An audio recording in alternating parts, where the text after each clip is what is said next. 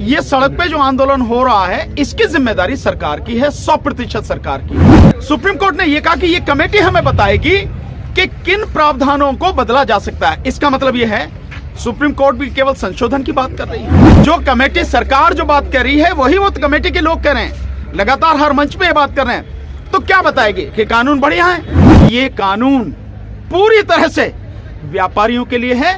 इस कानून के माध्यम से इस देश का किसान अपनी ही जमीन पर पहले मजदूर बनेगा, उसके बाद गुलाम बनकर रह जाएगा। तो क्या सुप्रीम कोर्ट सरकार के हाथ का एक खिलौना है?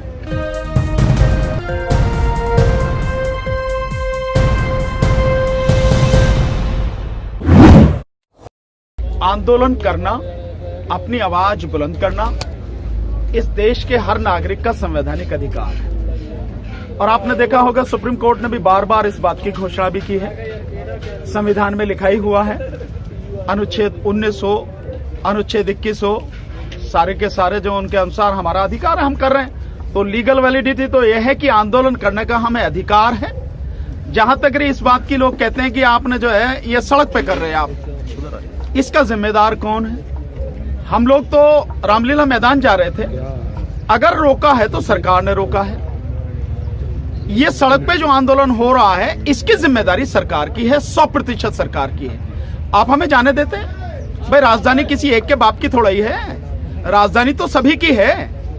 तो हमें भी अपनी राजधानी में जाके अपनी बात कहने का अधिकार है। हम तो जा रहे थे, हमें रोक दिया, और रोका भी ऐसे नहीं गया। भाई खाई खोदी गई है, सड़कें काट के खाई खोदी गई है, बड़े बड़े पत्थर लगा दिए हैं, पत्थरों को भी चैन से बांध दिया है, कटीले तार लगा दिए हैं, फोर्स खड़ी कर रखी है, जैसे हम कोई जो है मतलब पता नहीं कहाँ हम कोई फतह करने जा रहे हैं, क्या करने जा रहे हैं। मतलब ये जो सारी चीजें हैं सरकार की, ये सरकार ने मजबूर किया है आंदोलन सड़क पर करने के लिए, उसने रोका है। ये तो उसकी वैलिडिटी होगी।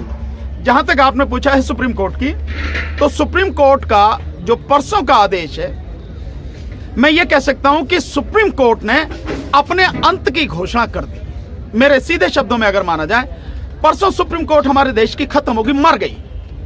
अगर वो जिंदा होती तो न्याय करती और न्याय दिखता।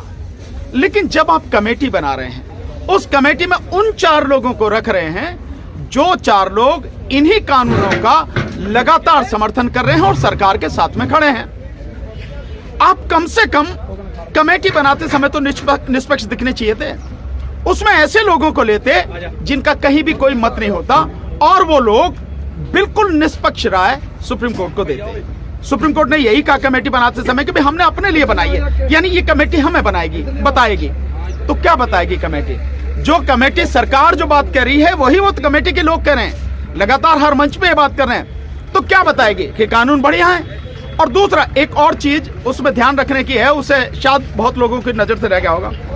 सुप्रीम कोर्ट ने यह कहा कि ये कमेटी हमें बताएगी कि किन प्रावधानों को बदला जा सकता है। इसका मतलब यह है सुप्रीम कोर्ट भी केवल संशोधन की बात कर रही है, सुप्रीम कोर्ट भी इन कानूनों को खत्म करने की बात नहीं कर रही। और बहुत स्पष्ट मालूम है कि सारे किसान यूनियन, किसान संगठन तमाम, वो सारे के सारे इन कानूनों को खत्म करने की बात कर रहे हैं, रिपील की बात कर रहे हैं, और एमएसपी को कानून बनाने की बात कर रहे हैं। और सुप्रीम कोर्ट उससे अलग बात कर रही है। या यूं कहूं कि सुप्रीम कोर्ट बिल्कुल वो बात कर रही है जो सरकार कर रही है। तो क्या सुप्रीम कोर्ट सरकार के हाथ का एक खिलौना है? क्या सरकार के हाथ का एक इंस्ट्रूमेंट है, एक हथियार है? जो भाषा सरकार बोल रही है वही बोल रही है। और कमेटी के बनने से यह निश्चित हो जाता है कि ये कमेटी के नाम सुप्रीम कोर्ट ने अपनी तरफ से नहीं, सरकार ने ही उसको दिए हैं। तो आप जो चाहे फैसला कर लें, आपको जब न्याय देना है कि आप इच्छा ही नहीं है, या न्याय आपके अंदर भी मर चुका है, आप न्याय देना ही नहीं चाहते, तो फिर आप कुछ भी फैसला कर लीजिए, उससे हम पे क्या फर्क पड़ता है? रही ये स्थिति आपकी।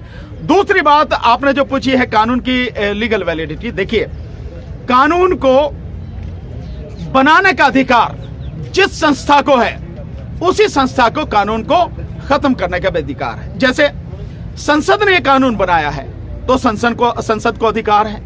संसद के अलावा अगर किसी को अधिकार है तो वो माननीय सुप्रीम कोर्ट को है, सर्वोच्च न्यायालय को है, उसको यह अधिकार है, उसको नल एंड वॉइड डिक्लेयर कर सके।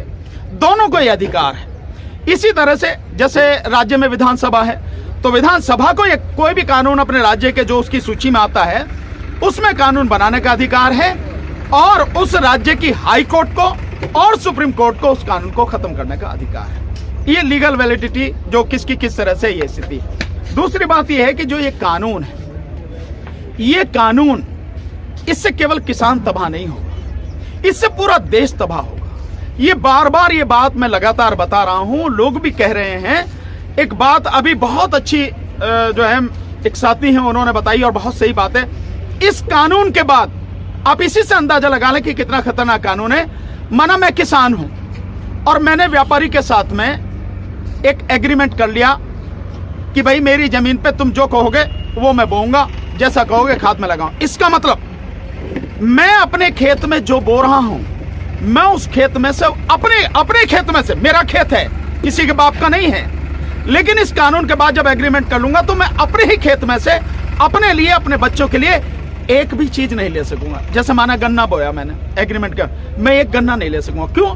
क्योंकि व्यापारी के साथ में मेरा करार। वो कहेगा तैने कैसे ले लिया भाई, तैने चुरा लिया है, नहीं है। इसी तरह से अगर उसमें मैं सरसों बोता हूं, सरसों का साग खाने का मेरा मन कर, एक पत्ता भी नहीं तोड़ सकता मैं उसमें से, तो मैं अपने ही खेत में बेगाना हो गया, अपने ही खेत में मुझे कोई अधिकार नहीं रहा।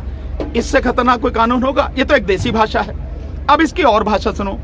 जो कानून है, कानून की जो ये एग्रीमेंट वाला कानून है, उस कानून में धारा 3 में जो कहा गया है उसको बहुत गहराई से समझने की जरूरत है। मैं समझता हूं उसमें धारा 4 भी उसी में है, 5 भी उसी में है, 6 भी उसी में है। इन सारी धाराओं का एक मिला जुला रूप शॉर्ट में कह सकते हो वो धारा 3 है। क्यों है?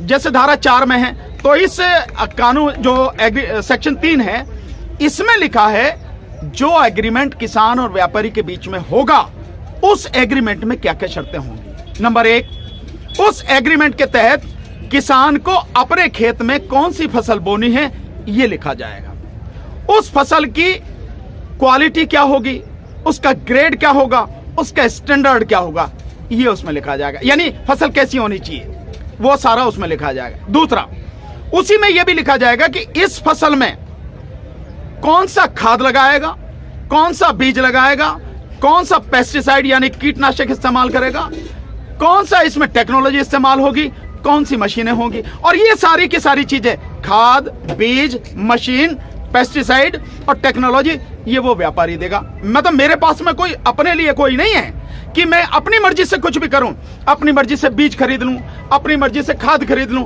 नहीं, मेरे लिए कोई किसी तरह का रास्ता छोड़ा ही नहीं है, कोई आजादी मेरे लिए नहीं है। मतलब मैं एग्रीमेंट करने के बाद व्यापारी का एक तरह से मजदूर बन गया, जो वो कहेगा मैं वो करूंगा। अब इसके आगे उसमें कीमत भी लिखी जाएगी एग्रीमेंट में कि फसल की कीमत क्या होगी। साथ में यह भी लिखा जाएगा एग्रीमेंट में कि ये जो फसल है, इस फसल की जो क्वालिटी, स्टैंडर्ड और ग्रेड जो होगा वो कब कब चेक होगा। तो फसल जब बोई जाएगी तब, फसल जब बढ़ेगी तब, और फसल जब कट के आएगी तब। किसी भी स्तर पर अगर व्यापारी को लगता है, या ऐसे मानो आप के व्यापारी को लगा कि भाई जो मार्केट में जो वो है कीमत है, या यूं कहो कि ये फसल जो है जैसी मुझे चाहिए, या मार्केट में अंतरराष्ट्रीय बाजार में जहां वो बेच चाह रहा है कीमत इसकी डाउन हो गई, तो मैं क्यों लूं इससे, एग्रीमेंट के तहत तो लेनी पड़ेगी। तो ये जो सारी चीज आएंगी कि इसका स्टैंडर्ड, उसका ग्रेड, उसकी क्वालिटी, इन सब का सहारा लेके वो उस एग्रीमेंट से बाहर निकलेगा जो व्यापारी होगा। और बाहर निकलने के लिए उसे सारी सपोर्ट कहां से मिलेगी? एसडीएम से, एडीएम से, डीएम से, और सरकार साथ में खड़ी है। क्योंकि कोई झगड़ा होगा तो सबसे पहले एक तो अपने अंदर ही, यानी जो एग्रीमेंट है उसी में व्यापारी और किसान दोनों आपसी सहमति से अपने बराबर बराबर के माना एक इधर से एक इधर से एक और, या दो इधर से दो इधर से, ऐसी एक कमेटी बनाई जाएगी। वो कमेटी पहले तो 30 दिन में वो तय करेगी, जो समझौता कमेटी आप जिसको कह सकते हैं सीधे शब्दों में। तो वो पहले तय करेगी भाई झगड़ा आपस में है तो इस झगड़े को निपटाए। उस कमेटी द्वारा 30 दिन में डिसाइड होने के बाद कोई भी पक्ष अगर उससे सहमत नहीं है, वो जाएगा आगे एसडीएम के पास। एसडीएम फिर ये देखेगा कि क्या कमेटी बनी थी या नहीं बनी थी। अगर पहले कमेटी बनी थी तो एसडीएम 30 दिन में डिसाइड करेगा। अगर नहीं बनी थी तो एसडीएम फिर कमेटी बनाएगा। तो पहले फिर वो कमेटी देखेगी, फिर उसके बाद में एसडीएम देखेगा। 30 दिन वो, यानी 30 ये, 30 वो, और 30 जो है आपके एसडीएम को हो गए। 90 दिन हो गए, 3 महीने हो गए। अब एसडीएम से भी अगर बात हो गई और उस पर भी कोई पक्ष सहमत नहीं है, तो उसके बाद में वो जाएगा कि भाई डीएम के पास में, एडीएम जिसको भी डीएम करे वो उसके पास जाएगा। पहले तो 30 दिन का टाइम है उसका कि भाई अपील वो करेगा, फिर 30 दिन में वो डिसाइड करेगा। मतलब ये हुआ कि किसान जो है उसके अपने ही खेत में जो फसल है वो व्यापारी उसे ले ले और कोई इधर की हेरा फेरी ना करे, उसके लिए कम से कम 4 से 5 महीने सिर्फ इस बात के लिए घूमता रहेगा। और इन 4 से 5 महीनों में खेत बिल्कुल खाली पड़ा रहेगा, क्योंकि उसमें कुछ हो नहीं पाएगा। झगड़ा चल रहा है अभी उसके विषय में। तो इससे न केवल किसान का नुकसान हुआ बल्कि देश का नुकसान हुआ कि 4 से 5 महीने खेत खाली पड़ा रहा। फिर जो भी एसडीएम ने और डीएम ने, एडीएम ने जो फैसला कर दिया वो फाइनल, आप उसके आगे कुछ नहीं कर सकते। और सेक्शन 18 में इस कानून के सरकार ने कर दिया कि एसडीएम हो, एडीएम हो, डीएम हो, कोई भी अधिकारी कर्मचारी हो, जो भी फैसला कर देगा उसके लिए वो जिम्मेदार नहीं होगा। ना तो केंद्र सरकार जिम्मेदार होगी, ना राज्य सरकार जिम्मेदार होगी, ना कोई एसडीएम, ना एडीएम, ना डीएम, ना कोई भी सरकारी कर्मचारी अधिकारी उसके लिए जिम्मेदार नहीं होगा। मतलब यह है कि आप मुझे बर्बाद कर दें, आप मुझे पूरी तरह से तबाह कर दें, लेकिन इसकी जिम्मेदारी किसी पर नहीं है। इसके लिए ना तो एसडीएम के खिलाफ, ना एडीएम, ना डीएम या किसी भी अधिकारी के खिलाफ आप किसी कोर्ट में नहीं जा सकेंगे। उनके खिलाफ कोई लीगल कार्रवाई नहीं हो सकेगी, ना सिविल सूट फाइल हो सकेगा और ना ही कोई क्रिमिनल कंप्लेंट हो सकेगी। मतलब राज्य सरकार, केंद्र सरकार, सारे सरकारी अधिकारी, कर्मचारी, प्रशासन मिलके जो भी किया उन्होंने वो फाइनल, और उसके बाद में वो घर में। अच्छा, अगर उसने कर दिया व्यापारी के पक्ष में फैसला, तो वसूली कैसे होगी? वसूली होगी जैसे सिविल कोर्ट रेवेन्यू के मामले में वसूली करते हैं। मतलब कैसे, ये मानिए कि लगान भराई का पैसा है या कोई ऐसा छोटा मोटा लोन लिया है और वो लोन नहीं पटा जा रहा, तो पटवारी कानून को जाता है कि चलो भाई तहसीलदार साहब बुला रहे, तो किसान को पकड़ के ले जाता और वहां जाते ही तहसीलदार साहब 15 दिन के लिए अंदर डाल देता उसे, किसान को। इसका मतलब ये हुआ कि ये कानून पूरी तरह से व्यापारियों के लिए है। इस कानून के माध्यम से इस देश का किसान अपनी ही जमीन पर पहले मजदूर बनेगा, उसके बाद गुलाम बनकर रह जाएगा। सभी अहम खबरों के लिए न्यूज़ MX को सब्सक्राइब करें, साथ ही बेल आइकॉन को जरूर दबाएं। लाइक, शेयर, कमेंट करना ना भूलें।